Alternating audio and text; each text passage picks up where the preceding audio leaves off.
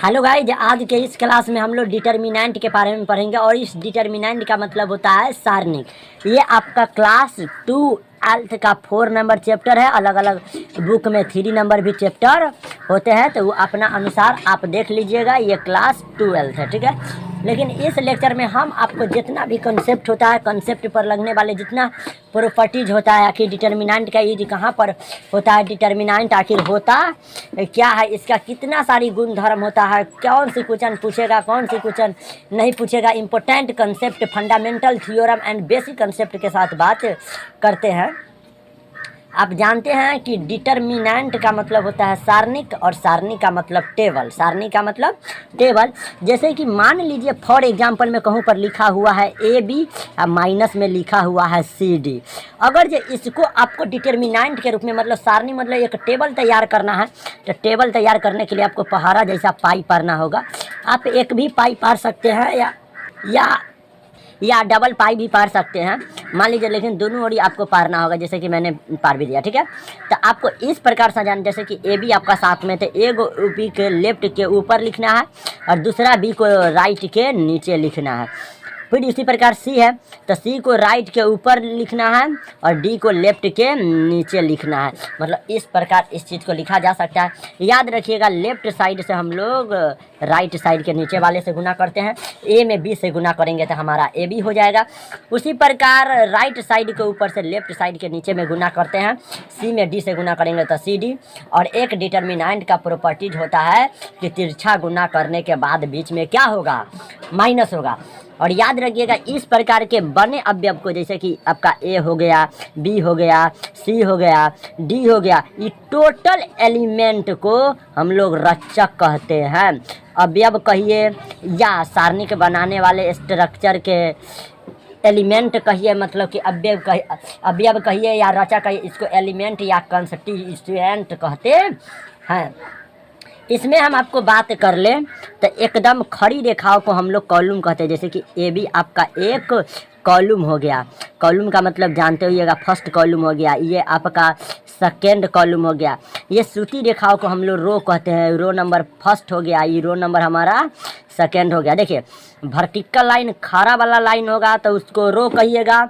सूती रेखा को आप खड़ी रेखा को, वर्टिकल वाला लाइन को कॉलम कहिएगा, कॉलम 1 कॉलम 2। सूती हुई रेखा को आप रो कहिएगा, रो फर्स्ट मतलब पंक्ति नंबर 1, रो सेकेंड मतलब पंक्ति नंबर 2। ये कॉलम मतलब स्तंभ नंबर 1, कॉलम सेकेंड मतलब स्तंभ नंबर 2। समझ भी गए? इतना तक ले आपने समझे। आगे चलते हैं। याद रखिएगा, इस प्रकार के क्रिया करने की विधि को, व्यंजक को ही हम लोग सारणी कहते हैं, डिटर्मिनेंट कहते हैं। और याद रखिएगा, सारणी को डेल्टा या D से दर्शाया जाता है, या चाहे A का डिटर्मिनेंट या एकरा DET से सूचित किया जाता है। जैसे कि फॉर एग्जांपल मान लीजिए आपके पास डेल्टा बराबर A है, B है, C है और D है। तो जब आपको इसका वैल्यू निकालना होगा तो क्या कीजिएगा, सबसे पहले लेफ्ट के ऊपर वाला से राइट के नीचे वाला में ऐसे गुना करिएगा।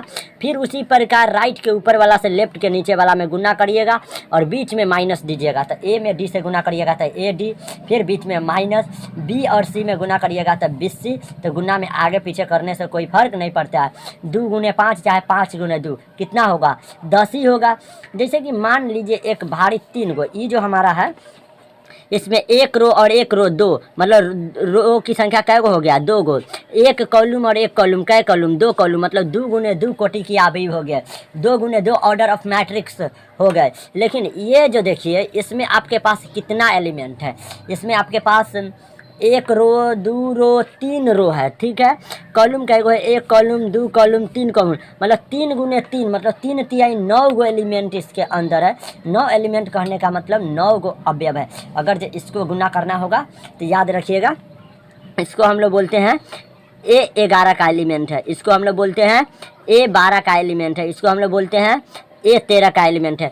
फिर 10 के डिफरेंट पे जाइएगा तो A21 का एलिमेंट हो जाएगा। 12 में 10 जोड़िएगा तो A22 का एलिमेंट हो जाएगा, ये हो जाएगा A23 का एलिमेंट।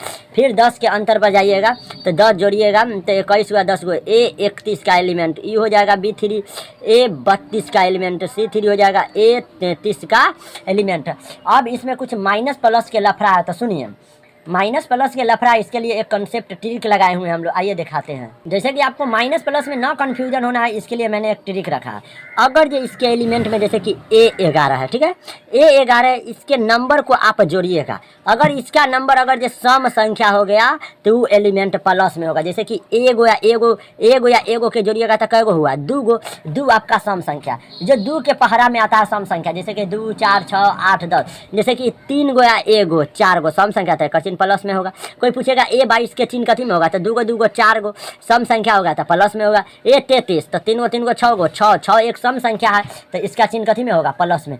याद रखिएगा विषम वाला का चिन्ह माइनस में होगा। जैसे कि A12, जब आप A12 के जोड़िएगा तो एगो या 2 गो कैगो 3 गो, वैसी संख्या जो 2 से पूर्णतः विभाजित न हो उसको विषम संख्या कहते हैं। तो 3 हो गया, 2 गो एगो A21 हो गया विषम संख्या, तो इसका चिन्ह माइनस में होगा। तो याद रखिएगा A11 सम संख्या तो प्लस में, ठीक है, A12 विषम संख्या तो माइनस में, A13 तो 3 गो एगो 4 गो सम संख्या तो plus minus plus minus plus minus plus minus plus, याद रखिएगा। उसके बाद हम आपको कहेंगे, जैसे कि मान लीजिए A11 का आपको मान निकालना है तो A1, जिसके रो में पड़ गया और जिसके कॉलम में पड़ गया उसको छोड़ दीजिएगा।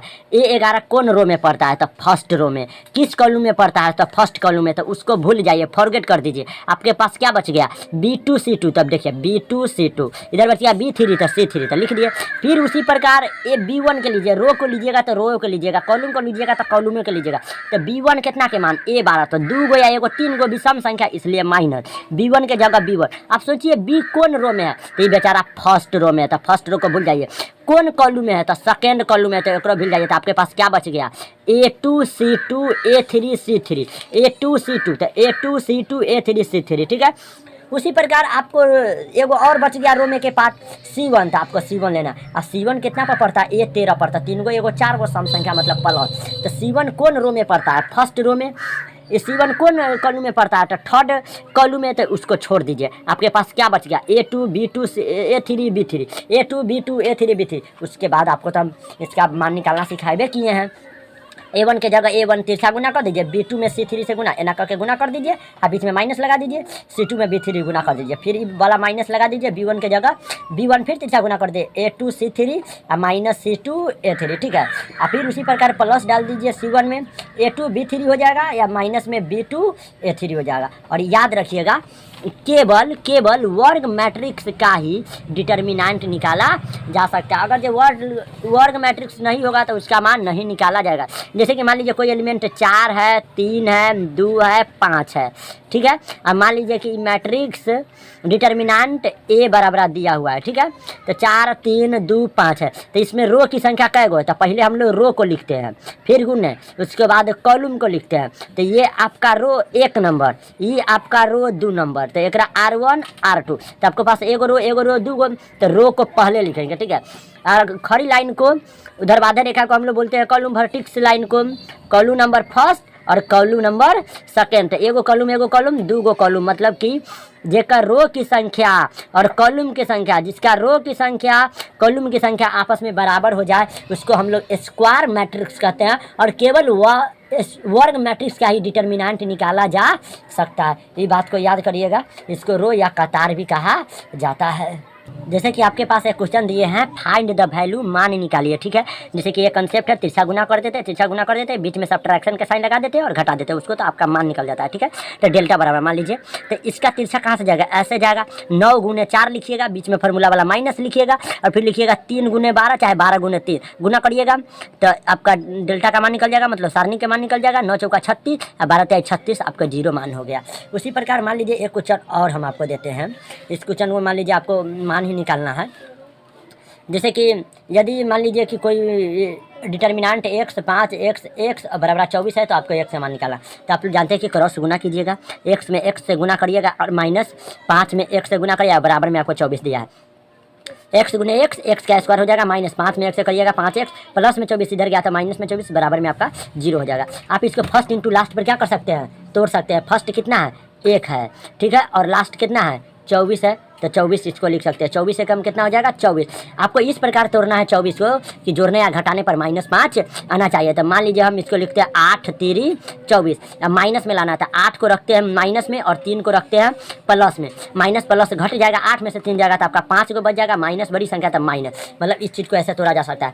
फर्स्ट पद जैसे कहते हैं छोटा वाला पद को प्लस में, बड़ा वाला पद को माइनस में, एक्स वाला जाति थे एक्स लिख दिए, ये आपका माइनस है। माइनस में 24 बराबर में 0। किन्हीं दो गो पद में से कॉमन ले लिए, किन्हीं दो गो पद में से कॉमन ले लिए, एक्स ये कॉमन तो 2 एक्स में एगो एक्स प्लस एक्स निकाल दिए तो 3 बच गया। माइनस में 8 निकाल दिया तो इसमें एक्स, जब माइनस बाहर तो अंदर वाला चिन्ह बदल जाएगा, माइनस होता प्लस। 8 3 बार में 24 बराबर में 0। अगर जो बीच वाला पद बराबर है, बीच वाला पद बराबर है तो समझिएगा क्या कि आपका जवाब सही है। तो एक्स प्लस 3 2 गो में से एगो, इधर बच गया एक्स माइनस 8। वैल्यू निकाल सकते हैं 0 के बराबर करके। 0 के बराबर ऐसे मतलब कि x प्लस 3 है पहला फैक्टराइजेशन, तो एक 0 के बराबर कर देना। तो एक्स प्लस में 3 इधर गया था माइनस में 3, x माइनस 8 है बराबर में 0। सेकेंड नंबर स्टेप में तो माइनस में 8 इधर गया था प्लस में 3, तो एगो वैल्यू हो गया -3, एगो वैल्यू हो गया 8। लेकिन एग्जिस्ट जो करेगा आपका 8 करेगा, ये आपका जवाब बिल्कुल सही होगा। आप लोग नीचे से एक नोट पॉइंट बना के लिखिएगा कि पहले अवयव का चिन्ह प्लस में होता है, आप जानते हैं ये 11 का मान। दूसरे एलिमेंट का चिन्ह माइनस में होगा जो ऑड नंबर होता है, विषम संख्या।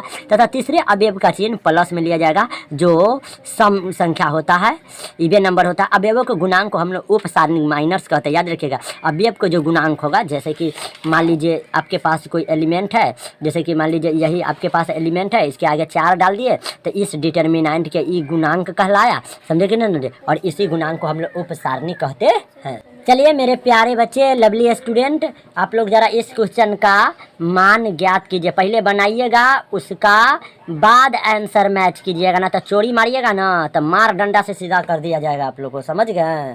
चोरी नहीं मारना है। उसके बाद ये क्वेश्चन को बनाइए, इसके बाद इस क्वेश्चन को बनाइए, एक्स वाई का वैल्यू निकालना है साथ में। इसके बाद इस क्वेश्चन को बनाइएगा, डिटर्मिनेंट इतना का मान दिया हुआ है, सोल्यूशन भी किया हुआ है, लेकिन पहले आप बना लीजिए, उसके बाद आंसर मैच कीजिएगा। अगली क्वेश्चन है find the value of x, मतलब एक्स के मान ज्ञात करिए जब। ये आपके पास पहला क्वेश्चन है, यहाँ पे एक्स का मान बराबर में 0, इसी में आपको एक्स का मान निकालना है। तो बना हुआ क्वेश्चन है, आंसर देख लीजिएगा अपना अनुसार, पहले आप बना लीजिए। उसके बाद सेकेंड वाला क्वेश्चन आपका यहाँ पे रखा हुआ है, इस क्वेश्चन में भी आपको एक्स के मान निकालना है। आपके पास अगला क्वेश्चन है, इसमें भी एक्स के मान निकालना है, एक्स वाई दोनों साथ में ही है। आपको इक्वेशन बनाकर एक्स और वाई के मान निकालना होगा, याद रखिएगा। एक क्वेश्चन यहाँ पर है जिसका आपका मान निकालना है, इसका डिटर्मिनेंट का वैल्यू 0 है, मतलब सॉल्व किए तो कितना मिल गया 0। लेकिन आप लोग खुद से सॉल्व करके देखिए क्या 0 मिलता है। जितने भी बच्चे हैं सबको नोटबुक चेक किया जाएगा। है बिक्की, आई क्वेश्चन के बनाओ जल्दी जल्दी जल्दी जल्दी बना के और आंसर मैच करो। तो क्या तुम्हारा ये आंसर कितना आ रहा है, जल्दी वैल्यू निकालो। अगर ये इसका आंसर आ रहा है तो जल्दी से कर बताओ तो बिक्की जी। है गोलू, गोलू जहाँ भी है इस क्वेश्चन को जल्दी से जल्दी बनाएगा और इसका मान निकालेगा, जल्दी मान निकालेगा और पटाख से कर बताना है कि आंसर कितना है। जैसे कि इसका आंसर पहले से बताया।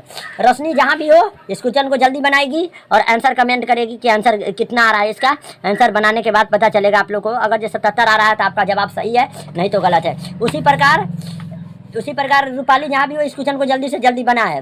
और अगर ये इसका आंसर 1 आ रहा है तो समझिए इसका जवाब बिल्कुल सही है। विक्रम जहीं भी हो इस क्वेश्चन को जल्दी से जल्दी बनाइए और इसका आंसर जल्दी से जल्दी कमेंट कीजिए। अगर जो इसका आंसर आपको इतना के बराबर आ रहा है तो बनाया हुआ क्वेश्चन आपका बिल्कुल सही है।